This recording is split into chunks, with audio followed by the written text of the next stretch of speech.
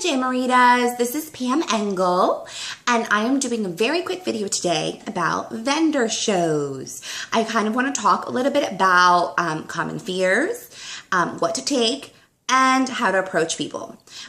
So let's get started. Number one, common fears. I feel like the one thing I hear from everybody is I don't have inventory or I don't have the table set up. Girl, get over it. Go get yourself like decorations from your house or candelabras or whatever, plates, I don't know, anything you have from your house. That's your table. That's your vendor setup. Your vendor setup does not have to be a purple tablecloth with the official Jamboree runner. You don't need any of that. You're starting off, everybody understands, and you can't, there's not like a set table setup. You know what I mean? There's no right or wrong. All you need to do is take basically things from your starter kit and take some things from your house. You can take a nice plate. You can take, I don't know, if it's Christmas time, you can take some Christmas ornaments. If it's Easter, you can take some Easter baskets that your kids may have at home. You can make your own table setup. Do not worry about that. Secondly, inventory. You do not need inventory as well. I'm sure you probably have some wraps on hand. It might be good to maybe take just one so that people can actually see it. Like it, you know, I mean, a picture is good too, but it would be good for them to see at least one. But you don't need to have inventory to sell on hand. You can very easily lay some catalogs out with pictures open. You can maybe just give up one catalog and cut out all the pictures and maybe frame them. You can make a poster board, whatever works for you, but you do not need inventory. So I kind of wanted to address those two fears.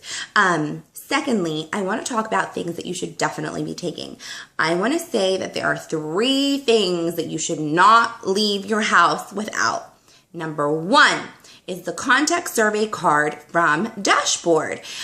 There is a survey card on Dashboard. There is a funny version and there is like a more professional version that is ready-made for vendor shows. And it basically asks for contact information. It says, would you ever be interested in hosting a party? Would you be interested in joining my team? Etc., etc. So it's all there. Definitely print them out. Cut them out, I don't know, cut out 100, just be safe, you know, and take them with you. Do not leave your house without them. Secondly, you should be taking at least 5 hostess packets. And thirdly, 5 opportunity packets. So I want you to take those 3 things to any vendor show you go. Contact card, opportunity packets, and hostess packets, all 3. So now I want to talk to you a little bit about how I talk to people at vendor shows, and those 3 are going to come into play. So you'll see. So when I do a vendor show, I am not the silent rep. Can you picture me being the silent rep? I'm not the silent rep, and I don't want you to be the silent rep. I don't want you to be the rep that's sitting behind the table, being very quiet, just checking their cell phone all day long. And yeah, that's not going to be you. That's not going to be our team. You need to be on your feet, either behind your table or in front of your table. I mean, you paid money to be there. You are spending time away from your family, and you're also representing the company. That might have been harsh, but you know what I mean. So I definitely don't want you to be the silent rep. You're going to lose out on business. Even, honestly, I don't even do vendor shows for sales that much. I do vendor shows because I want the contacts. And you are going to miss out on the contacts if you're not working your business. So definitely just kind of follow these instructions. You'll see where I'm getting at. I also do not want you to be the very aggressive rep. If somebody says no, don't insist too much. If somebody is kind of walking by your table and you're like, excuse me, ma'am, would you like to, ma'am, excuse me, wait, ma'am, come back. No, we don't want to be looked upon as that type of rep. We are representing Jamboree, so we kind of want to be a little cautious about how we act. So here is how I do it, and I'm not a pro at this, but this has worked for me, and I've gotten some compliments from other vendors, so I just wanted to share about it. So when I do a vendor show, I have a little stack of business cards with 1 sample taped onto the business card, And I have the tearaway applications instructions. You can get 100 of those for $3 as marketing materials on our dashboard.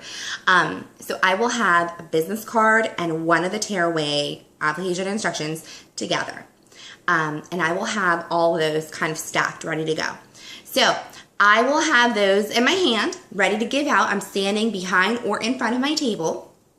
I will also have 2 clipboards with pens with the contact survey cards ready to go. They're right next to me. So what happens is I have the sample cards with the application instructions, and I see people walk by, and I will say to them, because obviously I see them, you know, they're coming towards me, and I'll say to them, "Excuse me, ladies, would you ladies like to take a sample of, take 2.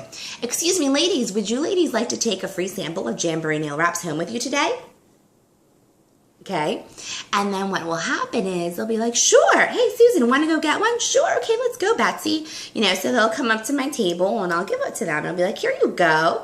So they'll take the sample, and then quickly I get my clipboards and I give it to them, and I'll say, "Ladies, do you mind if we exchange contact information? I'd love to follow up with you on your application."